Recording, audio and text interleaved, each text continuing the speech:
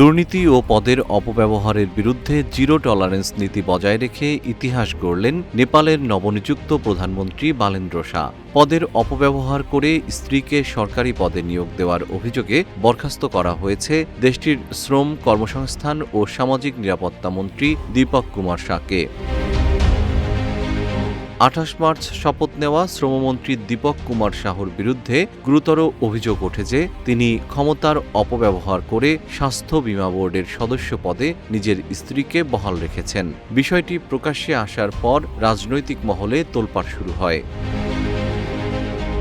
দীপক কুমার শাহ যে দল থেকে নির্বাচিত হয়েছিলেন, রাষ্ট্রীয় স্বতন্ত্র পার্টি, সেই দলের কেন্দ্রীয় শৃঙ্খলা কমিশন দ্রুত তদন্ত শুরু করে। তদন্তে অভিযোগের সত্যতা প্রমাণিত হওয়ার পর শৃঙ্খলা কমিশন প্রতিবেদন জমা দেওয়ার পর দলীয় প্রধান রবি লামিছানে প্রধানমন্ত্রীকে চিঠি দিয়ে মন্ত্রীকে সরিয়ে দেওয়ার আনুষ্ঠানিক অনুরোধ করেন।